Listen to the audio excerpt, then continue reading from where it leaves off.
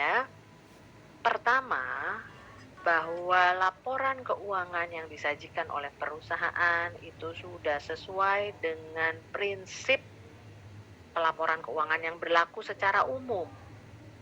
Nah, sekarang di Indonesia, prinsip pelaporan keuangan yang berlaku secara umum namanya apa ya? Halo, Bapak Ibu? Pelaporan keuangan. PSAK, Bu? Yes, PSAK. Kita sekarang bilangnya namanya SAK ya, Mbak Linda ya? Nggak pakai P ya?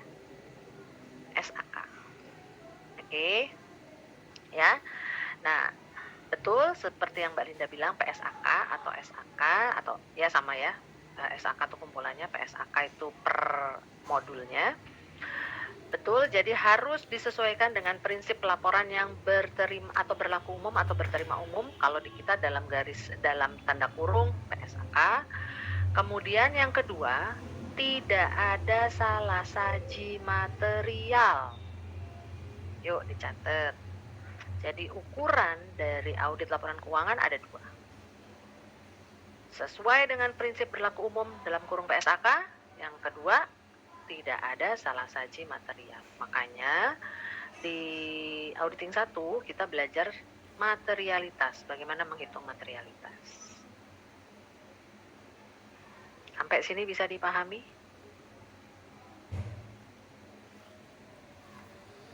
Nah, opininya tadi yang Pak Jeffrey ingat cuma 2, itu in total sebetulnya ada 3, ya, tapi dalam praktek itu ada 5.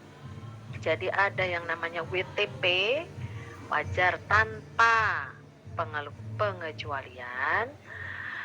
Terus yang kemudian modified WTP atau WTP dengan modifikasi bahasa Indonesianya, ini praktek ya. Kemudian yang ketiga wajar dengan pengecualian.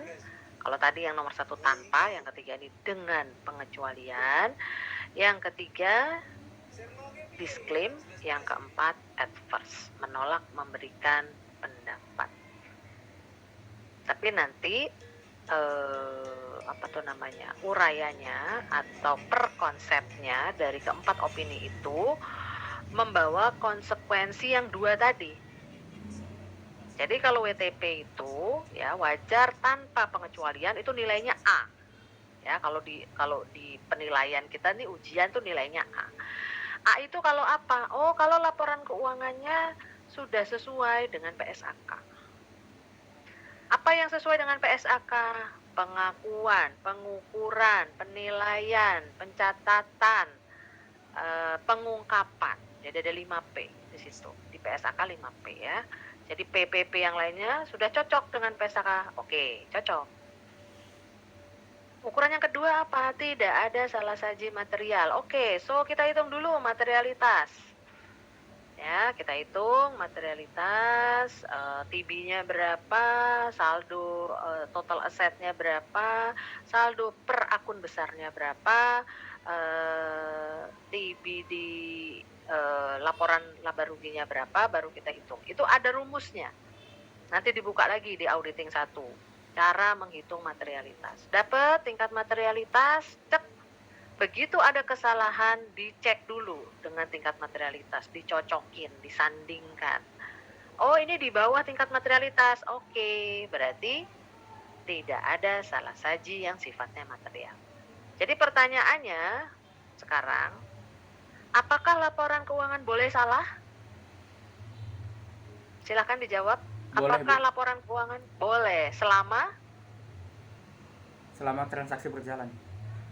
bukan selama tidak material tadi loh yang saya sampaikan. Selama tidak material. Nanti baca lagi ya materialitas ya. Ini kelihatannya masih belum pakem di auditing 1. Jadi Anda tentukan dulu materialitasnya berapa. Jadi boleh salah, boleh selama tidak material. Ya, saya ambil contoh gini deh, materialitas tuh gampangnya. Kalau diterangin bisa satu pelajaran sendiri nih. Pak Tony, kalau Pak Tony hilang duit 2000, ini misalnya pengambilan keputusan makan malam. pengambilan keputusan makan malam ya Pak Tony ya. Terus Pak Tony kehilangan uang Rp2.000.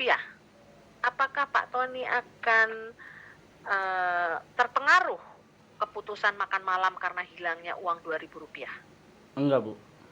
Enggak. 5.000? Enggak, Bu. 10.000? Enggak juga. 50.000? Enggak, Bu. 100.000? Enggak juga. 1 juta? Mikir lagi ya. Nah, 500.000 deh saya turunin. Kalau Anda hilang 500.000, apakah Anda malam ini tetap mau makan malam atau enggak? Bisa dipending, Bu. Oke, berarti sampai di titik itu 500.000 material. Oke, paham? Nah, sekarang kalau pertanyaan tadi saya tanya ke Pak Rektor deh, atau Pak Menteri deh. Saya tanya ke Pak Lurah deh, Pak Lurah. Pak Lurah atau Pak Camat. Pak, kalau Bapak hilang duit 500.000, Bapak mengubah pendirian Bapak untuk makan malam nggak? Enggak, Bu. 1 juta? Enggak, Bu. 5 juta? Enggak, Bu. 10 juta? Enggak. Mikir, Bu, saya kayaknya nggak makan malam. Nah, itu baru material. Jadi materialitas itu adalah sesuatu yang mengganggu atau dapat mempengaruhi pengambilan keputusan. Nah, itu ada hitungannya kalau di perusahaan. Hitungannya pakai TB, pakai trial balance yang ada di balance sheet atau yang ada di laporan posisi keuangan dan laporan income statement. Itu nanti ada rumusnya, nanti dibuka lagi. Kemarin dapat kan auditing 1, pelajaran namanya materialitas. Nanti itu ada rumusnya. Dimasukkanlah rumusnya materialitas. Jadi nanti kalau misalnya terkoreksi di laporan keuangan PT Tony Hardy, terus ternyata salahnya ada selisih tadi yang Pak Tony sampaikan. Oh tadi Bu di gudang ada selisih, selisihnya berapa? Selisihnya 9.500. Ya nggak goyang lah. Wong PT Tony Hardy itu baru akan goyang keputusannya di titik 500.000. Itu namanya materialitas. Itu contoh analoginya ya. Iya, Bu. Analogi, saya mencontohkan analogi. Realnya Anda harus menghitung tingkat materialitas dan hitungannya ada rumusnya. Tidak seperti yang saya ungkapkan. Ini